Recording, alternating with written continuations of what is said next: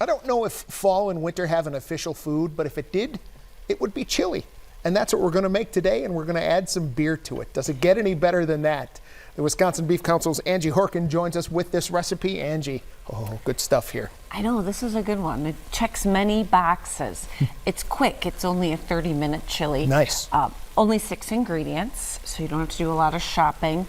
And then starts with ground beef. So very versatile. You can use any kind of ground beef you like. Okay. Maybe you already have some in the freezer, pull it out, brown it up, and then you can take that step to drain some fat if you use like a more economical ground beef, definitely. So that is our first ingredient, our ground beef. Second ingredient, 1 pepper. So I got 1 red pepper diced up, but that's for like a red themed tailgate. But you know what, if you're going to a green and gold themed tailgate, switch up your peppers. So use the red for the Badgers and the green for the Packers. Exactly. We're on top of things. We are. Here. We're so cool. Yeah. So okay. So I got the pepper Just in there. ask us. Just ask us. Right.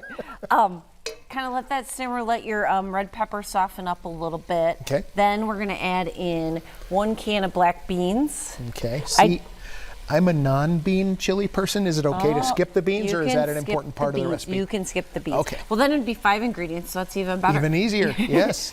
1 packet of just a chili seasoning mix from the supermarket. Okay. Or maybe you make your own. That'd be perfect. And then 1 can of diced tomatoes with green chilies. Okay. Ooh. Not drained.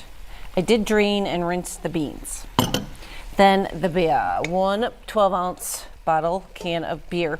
Now, you don't have to add beer to this recipe. You can definitely add 12 ounces of beef stock or beef broth if you don't have beer already in the fridge.